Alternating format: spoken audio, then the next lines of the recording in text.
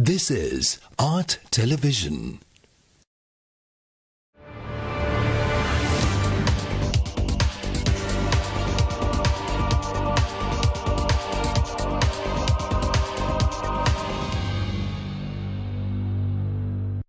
Good evening and a warm welcome to the Business Roundup. I'm Chavika Samarasinghe and we at Art Television bring you a collection of business highlights. Let's have a look at the headlines first. President calls on all parties for a united solution to the current economic crisis. Advisory Committee to the National Economic Council presents 5 recommendations. Prime Minister inspects the Kankasanturai cement factory. President Gotabaya Rajapaksa says that everyone should work together to find a solution to the current economic crisis. The President made these remarks commencing the all-party conference at the President's house in Colombo last Wednesday. The President also pointed out the need to bring the economy to a stable position by embarking on short-term and long-term strategies. Party leaders and the representatives from the most of the political parties attended the conference and expressed that they are committed to help the country and the people. The conference was convened in expectation of proposals and ideas to resolve the economic crisis faced by the country. Central Bank Governor Ajit Nivard Cabral presented a brief on the current economic situation at the conference. The President thanked all the participating parties and requested the parties that did not participate to express their stance at the all-party conference. The President said that a committee could be set up to review all the ideas and proposals submitted and formulate a methodology to implement the effective proposals. Speaking at the conference, UNP leader and MP Ranil Wickremesinghe urged the government to shift gear and move from a development budget to relief budget. 2022 අයවැය අපි සකස් කරේ මේ අර්බුදයට පෙර මේ උග්‍ර අර්බුදයට පෙර අද ඇත්ත වශයෙන්ම ඒ අයවැයත් මේකත් අතර සම්බන්ධයක් නැහැ. මම කියන්නේ අලුත් අයවැයක් අපි සකස් කරනවා නම් විශේෂයෙන්ම අත්‍යවශ්‍ය වියදම් විතරක් හඳුනා ගන්න. අනික් වියදම් සියල්ලම ඉවත් කරන එක අඩු කරන්න කියන්නේ. ඒ සියල්ලම සහන දෙන්න ජනතාවට ලබා දෙන්න. දැන් හිතන්න රටේ 50%කට වඩා සහන දෙන්න සිදු වෙනවා. අපි සංවර්ධන අයවැයක් දැන්ට අත්හැරලා සහන දෙන අයවැයකට යන්නේ. යුද්ධයක් තිබුණා නම් සංවර්ධන අයවැයුවට අපි යුද්ධ අයවැයකට යනවා. දැන් මෙතන සහන දෙන්න. මේ කරන ක්‍රියාවලිය සාර්ථක වෙන්න නම් අපි ජනතාවට සහන දෙන්නවා. සහන දෙන්න නැතුව මේක කරන්න බෑ. IMF සමග සාකච්ඡාව සඳහා අවම වශයෙන් මාස 6ක් ගතවනු ලැබී අතර ඉන්දියානු ක්‍රෙඩිට් ලයින් එකෙන් ලැබෙන සහන ප්‍රතිලාභ මැයි මාස මුල් සති දෙක ඔබට නොයනු ඇත. IMF සහ ජාත්‍යන්තර ස්වෛරී බැඳුම්කම් හිමියන් සමග ගිවිසුමකට එළඹෙන තෙක් ඉතිරි මාස 4 සඳහා රජය අරමුදල් සොයාගත යුතුය. We have to have some form of bridging finance. අපට ඇත්තේ එකම විකල්පයකි. එනම් සම්මුතියක් පිහිටවා මූල්‍ය ආධාර ඉල්ලා සිටින සහ නව ආර්ථික සැලැස්මක් ක්‍රියාත්මක කිරීමට උපකාර කළ හැකි මිත්‍ර ජාතීන් කීපයක් වෙත ළඟා වීමයි. මෙම රටවලට ඉන්දියාව, ජපානය, චීනය සහ යුරෝපීය සංගමය ඇතුල් විය යුතුයි. IMF එක සමග එක්ව වැඩ කර යුතුය. 2002 සිට 2004 දක්වා කාලය තුර ආර්ථිකය කඩාවැටීම සාම සාකච්ඡා පවත්වමින් සිටියදී අපට එවැනි එකමුතුවක් තිබුණා. Speaking at the same conference, ITAK parliamentarian M.A. Sumanthiran expressed his views on the need to restructure the nation's debt. Parliamentarian Sumanthiran put forward the need to draw up a domestic plan prior to engaging the International Monetary Fund. One or two things I want to just highlight. One is, I think we should restructure our debt. And some time ago, a few months ago, we had 2 discussions. And members, even the main opposition party participated in that discussion. 12 members of parliament have signed a letter. I tabled it in parliament. I will table it here. We made some proposals, not detailed, but just the way forward. And one of those was to start negotiating with our creditors. That is absolutely essential. And also, even if it is imperative that you have the support of the IMF, our position was that we must have our own plan, and that seems to be lacking. I don't know whether the central bank or the Minister of Finance or with the advisory committee that Your Excellency has now appointed, whether our own plan for restructuring, reform and growth are being made. Because if we have our own plan, then we can negotiate. But if we go without a plan, then we'll be given a prescription by the IMF, and that may not be to our liking. The Chinese ambassador Qi Shengyong recently stated that the International Financial Center at the Colombo port city is to be inaugurated by July. The ambassador went on to highlight the many positive outcomes of past Chinese investment in Sri Lanka. The International Financial Center project consists of 2 residential complexes, a corporate complex and a service apartment complex. According to the ambassador, the Colombo Port City Economic Commission bill passed by the parliament contributed toward attracting investors. Up to March 2022, China Harbour Engineering Company has invested $1.5 billion in the project, as it's been evaluated that there is global investor interest. Additionally, China's foreign direct investment in Sri Lanka stood at $2,188 million by the end of 2020, and over 11,000 Sri Lankans are employed in projects funded by China. The ambassador pointed to the Hambantota International Port, which despite the pandemic made significant strides in both cargo handling and port investment. The port achieved an overall throughput of 2.3 million metric tons of cargo in 2021, with roll-on, roll-off operations increasing 39% to surpass 500,000 and bulk cargo handling rising by 59% to exceed 1.2 million metric tons. Already 42 companies have signed on to enter the adjoining International Industry Park, and 10 projects have commenced construction. Colombo International Container Terminal saw its throughput surpass 3.1 million TEUs in 2021, that is about half of the total volume of the Colombo port. Currently, CICT has around 1,850 employees, of which over 98% are Sri Lankan. In 2021, bilateral trade rose 32% from 2022 to reach $5 billion, of which Sri Lankan exports to China were $274 million, reflecting a year-on-year gain of 23%. Sri Lankan exports are constituted mainly of products such as gems and jewelry, tea and clothing, which are popular with Chinese customers. The National Consumer Price Index for all items as compiled by the Department of Census and Statistics is 167.8. The increase of 1.8 index points from 166 in January 2022 represents an increase in expenditure value of 580 rupees in the market basket.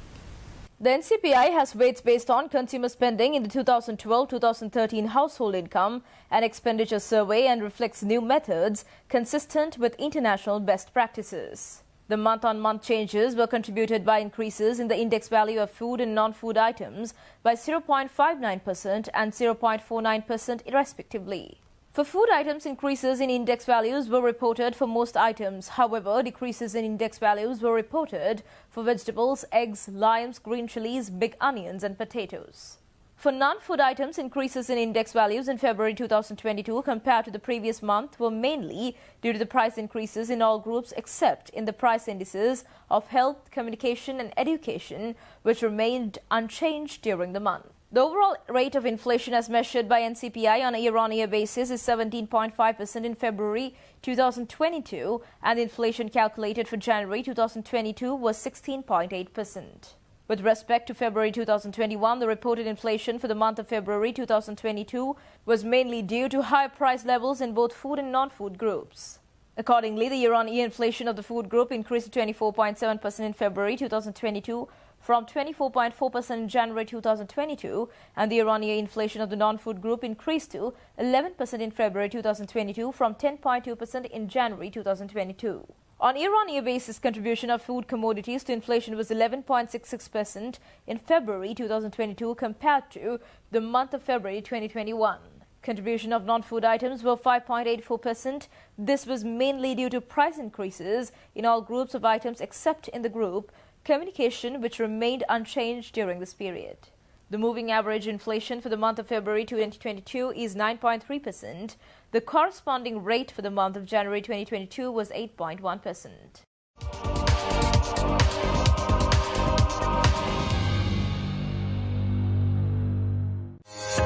Businesses in this day and age require the best communication solutions to be connected anywhere and anytime.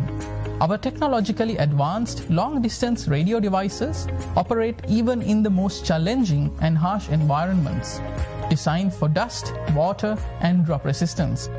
The push-to-talk function is designed for convenience, ensuring clear and uninterrupted communication between multiple devices.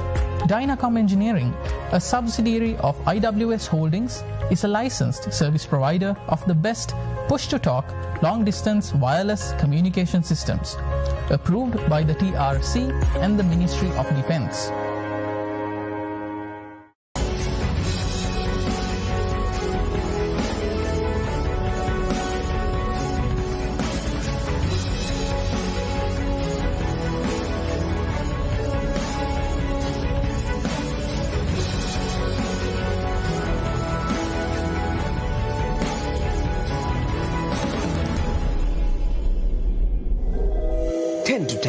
Sponsored by UHD quality video streaming, internet like a boss, SLT Mobitel Fiber.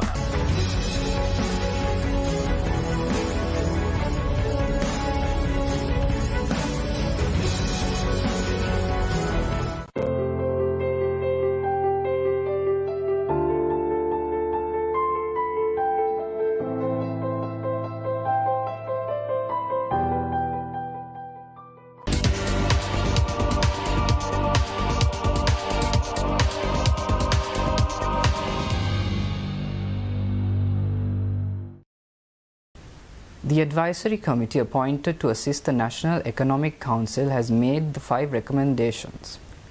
Meeting for the first time last Monday, the advisory committee made these proposals for immediate implementation. The proposals include the immediate appointment of a technical team consisting of officials representing the central bank and the Treasury to formulate programs proposing the international financial assistance, appointment of a financial advisor immediately and a legal advisor.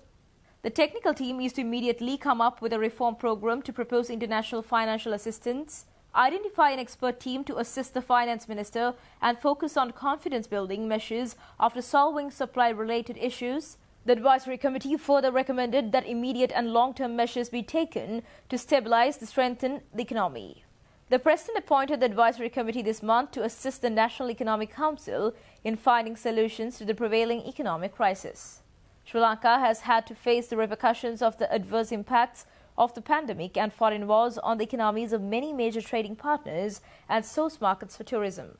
The main consequence of the situation is a worsening foreign exchange crisis. The advisory committee is confident that these economic issues can be solved in the short term by properly managing the related challenges. China's ambassador, Qi Shengyong, recently stated that the government's request for $2.5 billion in assistance is being considered by Beijing.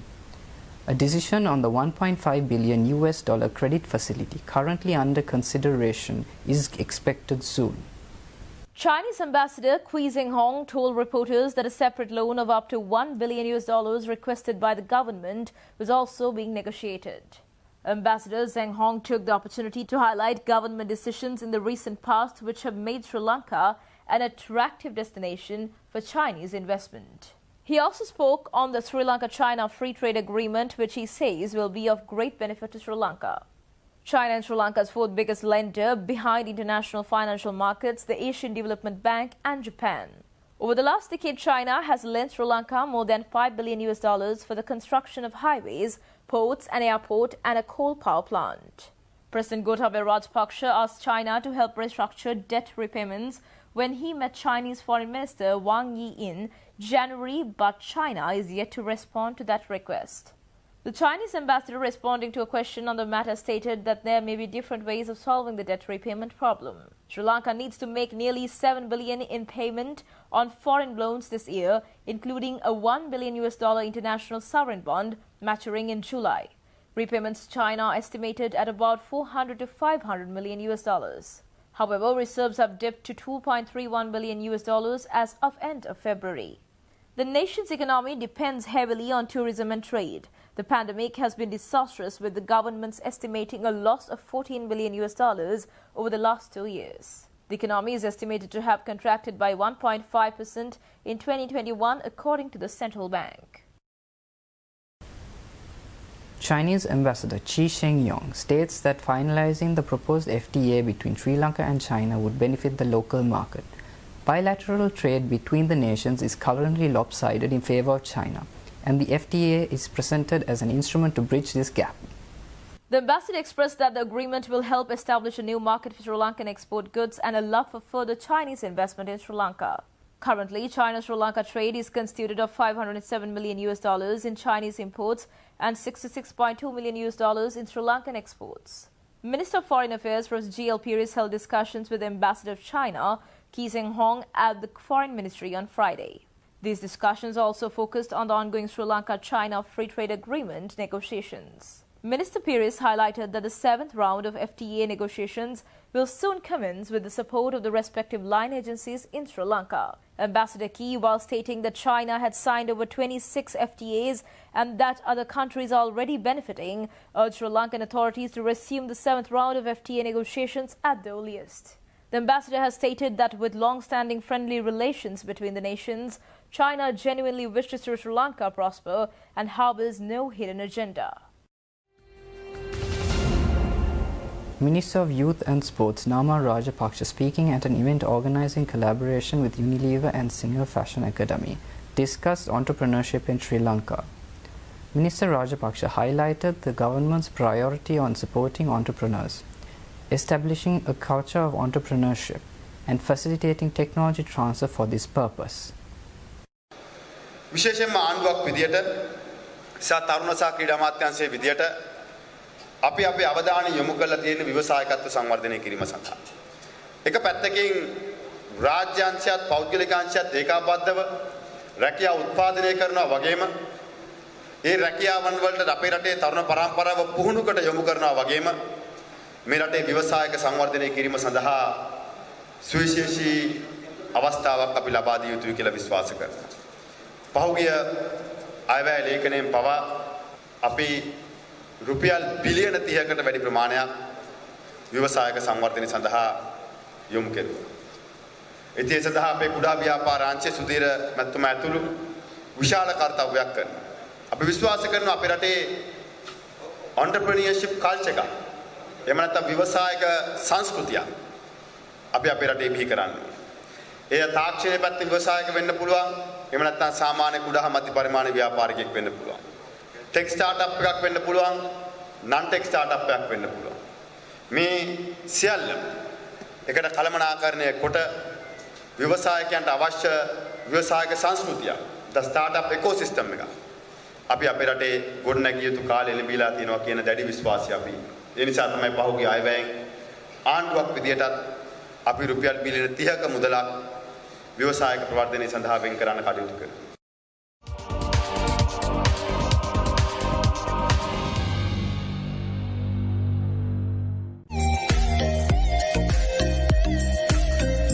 We have large numbers of students have now educated themselves and they've got English education. From overseas, for instance, our program with Pearson, they come and they check and monitor how well we are doing. We offer all our payment plans are very flexible and it is made caters to the students' needs. Out of this world, you would be astounded if you came to Adelaide, South Australia. In fact, I will invite you myself.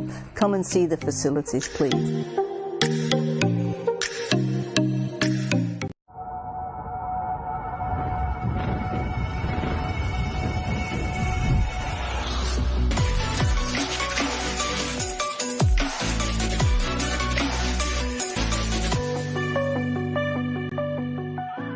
Skoda.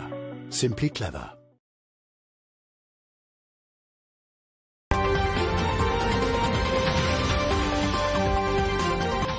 State of Business, sponsored by UHD quality video streaming, internet like a boss, SLT Mobitel Fiber. IWS Aviation.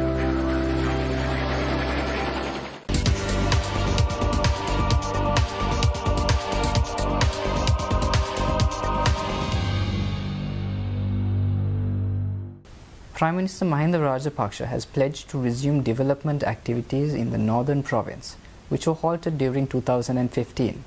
The Premier made these observations while addressing a gathering in Jaffna after declaring open the Jaffna Dedicated Economic Centre in Maduwe.